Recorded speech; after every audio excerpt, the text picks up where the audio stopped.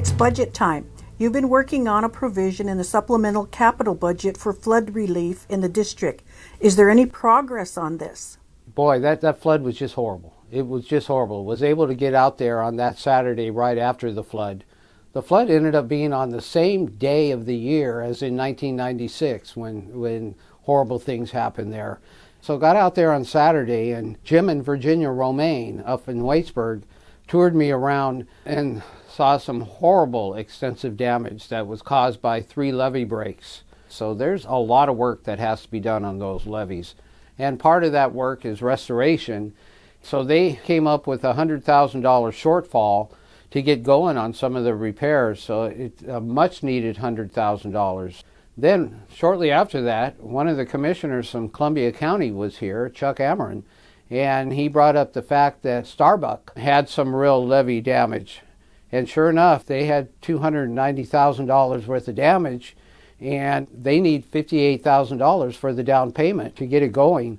And so this was the very last minute, the last day, in the afternoon, they submitted that and was able to get a hold of capital budget people again on Monday, and that's looking pretty good to get that money. Now keep in mind, the money that we get in the capital budget is the House capital budget. We still have to get it through the Senate, but I'm feeling good about those two.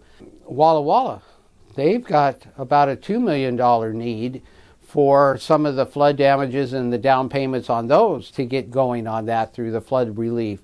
And it's primarily infrastructure. So I was able this morning to talk to the appropriations chair as well as the ranking member in my caucus and staff just to see if maybe we can get some capital money on that. But the cutoff was Friday for capital budget. So it makes it tough to get the money from there, but we're not giving up.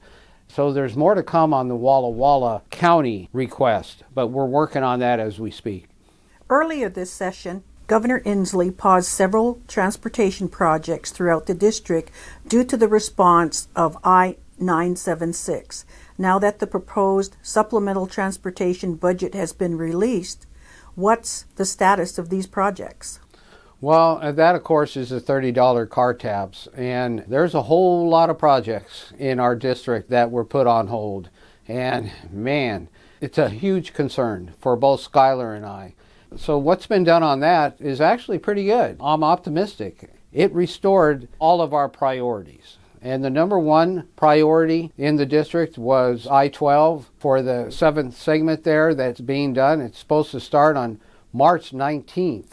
But then a close second in the district, and it's certainly a big priority, is the Lewis Street Bridge there and also the overpass. So there's 2 projects in Pasco to do with Lewis Street, and both of those were restored. So that's great. Then some of the others that were restored is the Plaza Roundabout in Walla Walla, and then down by Red Mountain by Benton City, there's been a interchange there that's been talked about, and that was restored as well. So I'm pretty optimistic. Word on the street is the state is experiencing a $2.4 billion budget surplus. What does that mean for the taxpayers in this state? Will there be any relief? There's a lot of word on that, and I don't think it's good word on what may be coming down. We're going to see the budget. We're going to be coming up with some amendments to make it better. Unfortunately, there was an extra $1 billion that we could have used. It would have taken care of perhaps a tax relief to property. All the constituents have been hit hard with the property taxes. A lot came with the McCleary resolution a couple years back for the school districts. But then after that, a whole lot of bonds and levies have passed, and that adds up on the property tax. So to make it a little bit better for the constituents, we had hoped that we can get some money and lessen that burden. A lot of that money, though, I'm told in the budget is going to homelessness and early learning, which are both important items. But I would have liked to spread that around a little bit. So that's where I think a lot of the amendments are going to come on. Our concern as a caucus is that if we keep increasing these programs, it's unsustainable. And so what's going to happen when there's a downturn is that state taxes will come up again because there won't be enough revenue to sustain it. So that's the caucus's concern. So I really think that with all this extra money, there's certainly no reason to raise taxes. That's what we're working hard to try to alleviate, and we'll keep doing it. I certainly appreciate being able to share some time with you and letting you know what's going on here in Olympia. We're going to be done on March 12th. That's sine die, and then we'll be back in the district, and I'll certainly be all around the district during the off session, and I'm looking forward to seeing you all. Matter of fact, if you're looking for either Marge or I, please contact the Ledge hotline, and it's 1-800-562-6000. So looking forward to seeing you in the district, and take care now.